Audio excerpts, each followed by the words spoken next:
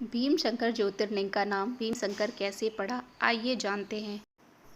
भीमशंकर ज्योतिर्लिंग कुंभकर्ण के पुत्र को मारकर यहाँ स्थापित हुए थे भगवान शिव के 12 ज्योतिर्लिंगों में भीमशंकर का स्थान छठा है।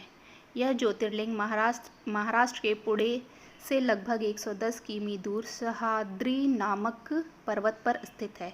इस ज्योतिर्लिंग की स्थापना के पीछे कुंभकर्ण के पुत्र भीम की एक कथा प्रसिद्ध है। कहा जाता है कि कुंभकर्ण के एक पुत्र का नाम भीम था। कुंभकर्ण को करकटी नाम की एक महिला पर्वत पर मिली थी। उसे देखकर कुंभकर्ण उस पर मोहित हो गए और उससे विवाह कर लिया। विवाह के बाद कुंभकर्ण लंका लौट आए, लेकिन करकटी पर्वत पर ही रही थी। कुछ समय बाद करकटी को भीम नाम का पुत्र पैदा हुआ। जब श्री राम ने कुंभकर्ण का वध कर दिया तो करकटी ने अपने पुत्र को देवताओं के छल से दूर रखने का फैसला किया। बड़े होने पर जब भीम को अपने पिता की मृत्यु का कारण का पता चला तो उसने देवताओं से बदला लेने का निश्चय किया।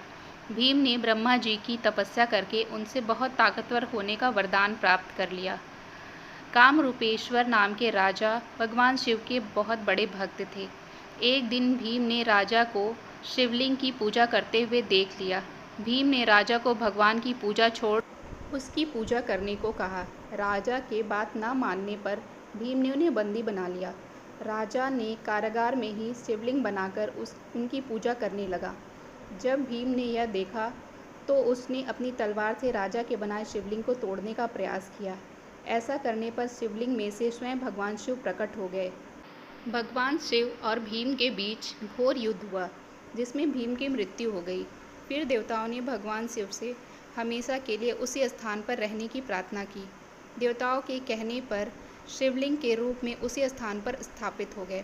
इस स्थान पर भीम से युद्ध करने की वजह से इस ज्योतिर्लिंग का नाम भीमशंकर पड़ा। भीमशंकर मंदिर से पहले ही शिखर पर देवी पार्वती का एक मंदिर है। इसे कमलजा मंदिर कहा जाता है। मान्यता है कि इसी स्थान पर देवी ने राक्षस त्रिपुरासुर से युद्ध में भगवान शिव की सहायता की थी। युद्ध के बाद भगवान ब्रह्मा ने देवी पार्वती के कमलों से पूजा की थी। ऐसी ही रोचक कहानियों को जानने के लिए चैनल को लाइक और सब्सक्राइब जरूर करें। ओम नमः शिवाय।